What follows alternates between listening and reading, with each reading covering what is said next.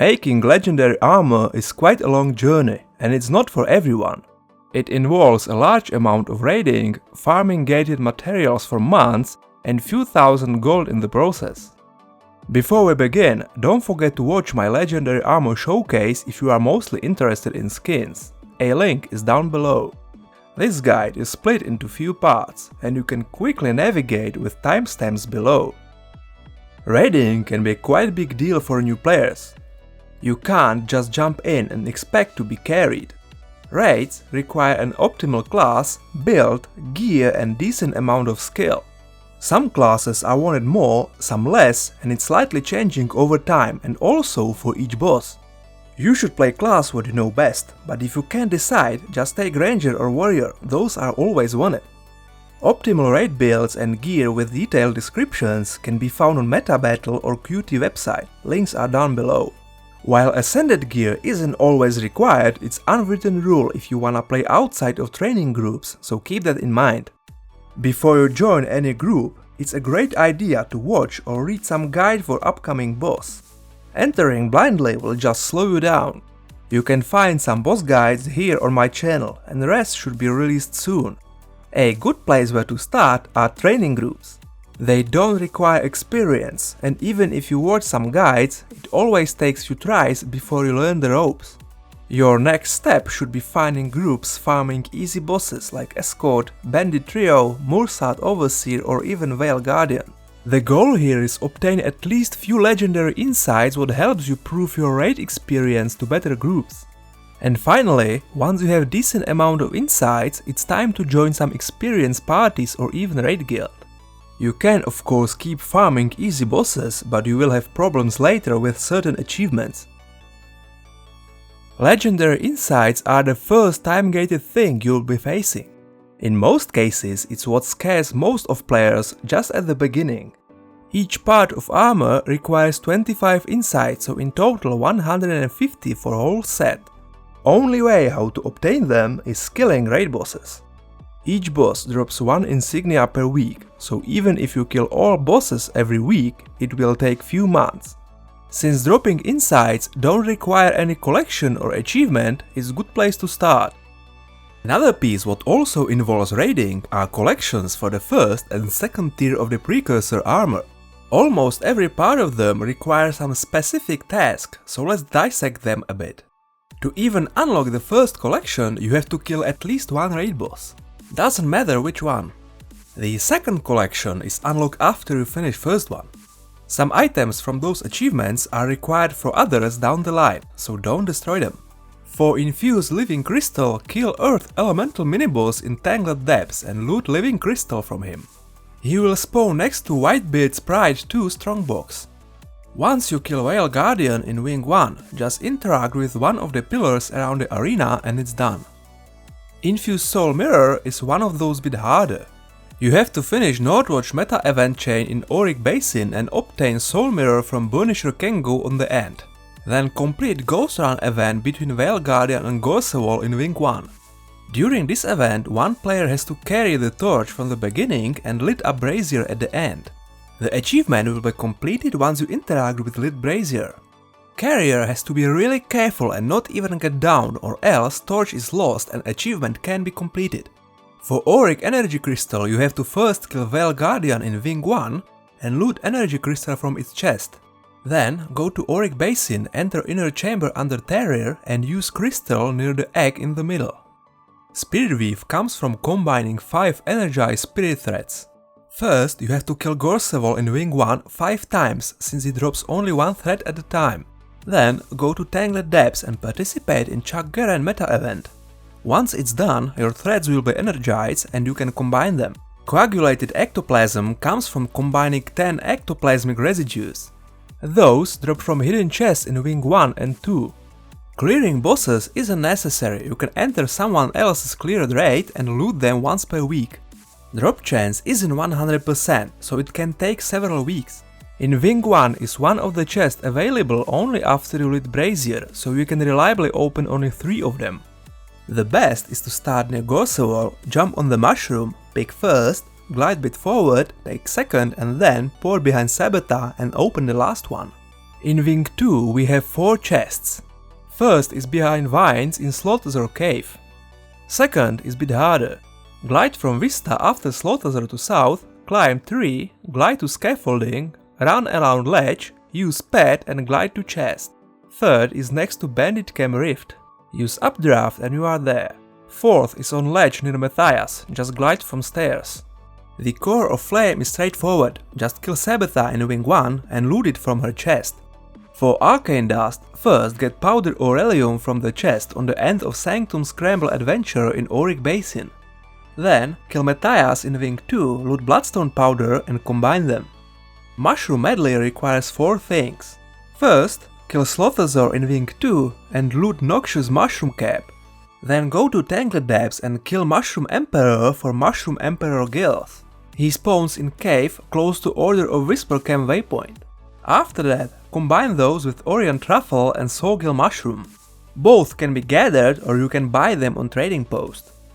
Giant Beehive can be shooted down from tree south of Bandit Trio Fortress in Wing 2. Once you shoot it down, just interact with remains on the ground. Vial of Forsaken Thicket Waters is simple.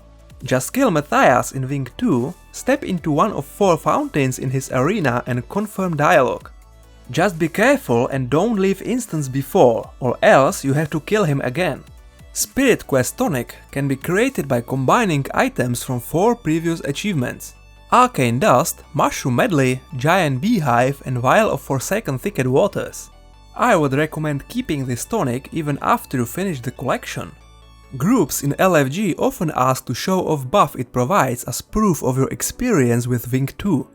Bloodstone Fragment is just matter of killing Matthias in Wing 2. Empty Bloodstone Battery will drop from chest once you successfully escort Glenna in Wing 3. Then go to Tangled Depths and move to Command Room in Ratanovus.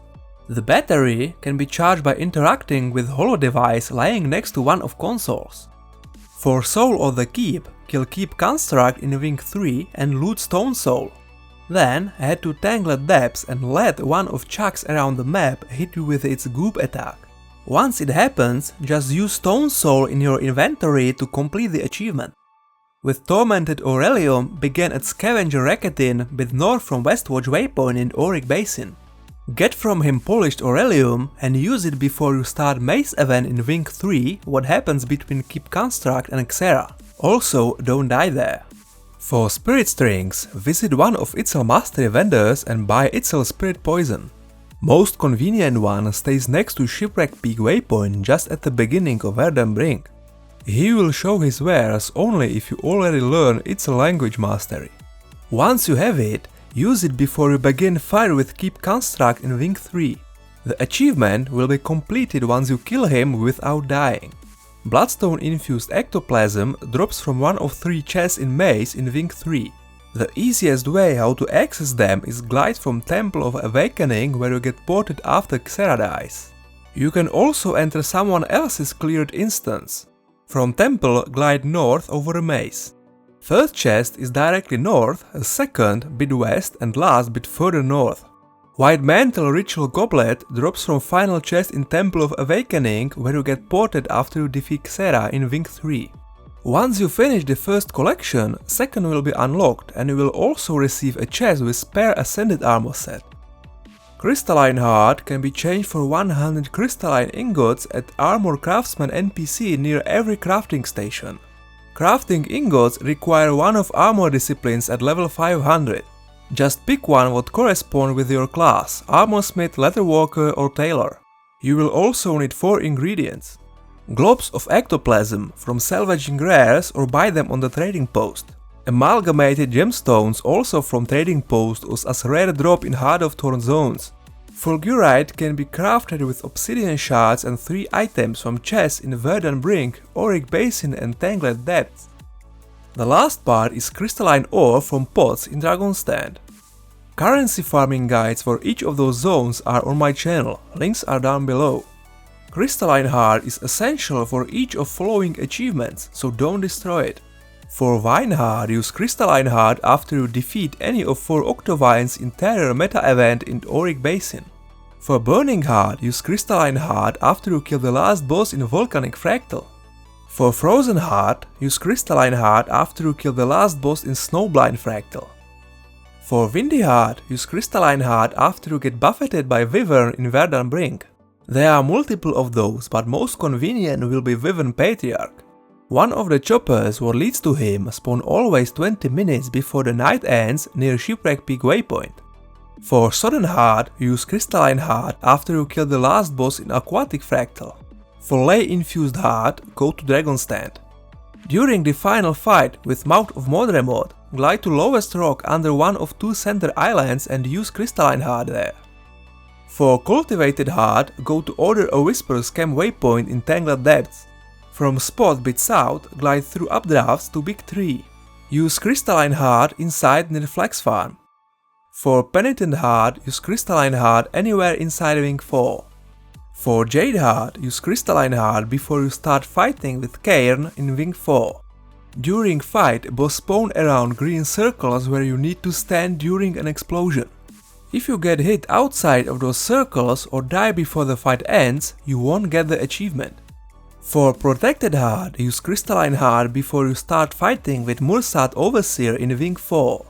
During the fight, you have to stay at least once inside Protective Bubble activated by anyone from the group. And also don't die.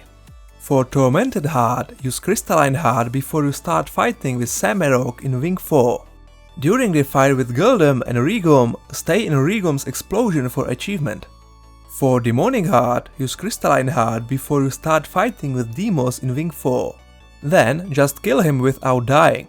For Redeemed Heart, fly west from Deimos Arena in Wing 4 after you kill him, or you can enter cleared instance. Use command kneel in front of tree and bury Crystalline Heart under it. Once in second collection done, you will receive a chest with a set of Ascended Precursor armor what will be used as part of crafting process. Gift of Craftsmanship is second time-gated part. You can buy them with provisioner tokens from any of 12 faction provisioners scattered around Heart of Thorns maps. Each provisioner will give you 1 token per day in exchange for 1 rare item. Every one of them has a short list of specific items he wants. All of them can be bought on trading post or crafted. The whole set needs 300 tokens, so it takes at least 25 days in total. Provisioners stays on same places, but not all of them are always available. Some of them require first part of local meta event chain. There is this sweet window every 2 hours, roughly around a full hour, where all of them should be available. Quartermaster Natomi stays next to Shipwreck Peak waypoint in Verdant Brink. She is always available and accepts items with assassin prefix. Supply Master Kenny stays next to Jaka Itzel waypoint in Verdant Brink. He is always available and accepts items with Carrion prefix. Quartermaster Wag stays next to Pact Encampment waypoint in Verdant Brink. He is always available and accepts items with Valkyrie prefix. Quartermaster Ivel stays next to Melagan Valor waypoint in Verdant Brink. He is always available and accepts items with Apothecary prefix. Steward Catherine stays next to Farron's Flyer waypoint in Verdant Brink. She is always available and accepts items with Cleric prefix. Supply Master Ezzy stays in camp in northeast from Northwatch waypoint in Auric Basin. She is available after all 4 mirrors in Northwatch metachain are activated and accept items with Giver prefix. Scavenger Racketin stays a bit north from Westwatch waypoint in Auric Basin. He is always available and accepts items with Rampager prefix. Forager Poley stays next to Southwatch waypoint in Auric Basin. She is available after all 4 mirrors in Southwatch metachain are activated and accept items with Valkyrie prefix. Supplier Huanya stays quite far from Tekunuog waypoint in Tangled Depths. You have to run up in spiral on top of the tree. He is always available and accepts items with Night prefix. Jet stays on rock next to Ratanovus waypoint in Tangled Depths. He is available after the first event in Novus metachain and accepts items with Carrion prefix. Supply Assistant stays a bit north from Ogre Camp waypoint in Tangled Depths. He is always available and accepts items with Berserker prefix. Tyrell Tinkerclaw stays next to Scar Camp waypoint in Tangled Depths. He is available after the Scar meta chain and accept item with apothecary prefix. Now when you have everything, it's finally time to craft legendary armor. Each piece can be crafted in Mystic Forge using precursor armor you got from the collection and 3 crafted gifts. Each gift is crafted from multiple other things what can be farmed or bought on trading post. Gift of Prosperity needs 1 gift of craftsmanship we got earlier from Fraction Provisioners, 15 Mystic Clovers, Gift of Condensed Might and Gift of Condensed Magic. Mystic Clovers are slightly random part, dropping from Mystic Forge. Chance is around 30%. You can try 2 different recipes. First, drop 1 at a time and second, 10 at a time. Both require obsidian shards, mystic coins, globes of ectoplasm and philosopher's stone or mystic crystal. Gift of Condensed Might require gifts of fangs, scales, claws and bones. Each can be crafted with same amount of corresponding materials of various tiers. For example, Gift of Fangs require 100 tier 6 vicious fangs, 250 tier 5 large fangs, 50 tier 4 sharp fangs and 50 tier 3 fangs. Gift of Condensed Magic is exactly same deal but with different materials. This time vials of blood, venom sacs, totems and piles of dust. Gift of Prowess requires 25 legendary insights, Eldritch Scrolls what can be bought from Miani next to Mystic Forge for 50 spirit shards, 50 obsidian shards and cube of stabilized dark energy. The cube can be crafted with ball of dark energy and stabilizing matrices. The ball can be obtained only from salvaging ascended gear. Weapons and armor have a 100% drop chance. Matrices are also from ascended salvaging, but you can buy them on trading post as well. Gift of Dedication requires 5 auric ingots, 5 reclaimed metal plates, 5 chuck eggs and Gift of the Pact. Auric ingots drops from exalted chests in Auric Basin, or you can craft them from dust what drops from those chests as well. Reclaimed metal plates can be salvaged from reclaimed weapons. You can rarely loot them or buy them on trading post. Only rare ones have 100% salvage chance. Chuck X drops mainly from the final chest in the Garen meta event in Tangled Depths. Rarely also from crystallized supply caches or as reward in other events. Gift of the Pact can be bought at a Whisper's Keeper near Pact Base Camp Waypoint in Dragonstand. It costs 250 of each currency from other 3 Heart of Thorn zones. Airship Pass from Verdanbrink, lumps of Aurelium from Auric Basin and leyline crystals from Tangled Depths. Currency farming guides for those zones are on my channel, links are down below. That's all I had for today, so if you enjoyed, don't forget to subscribe or leave a comment and stay tuned for next time.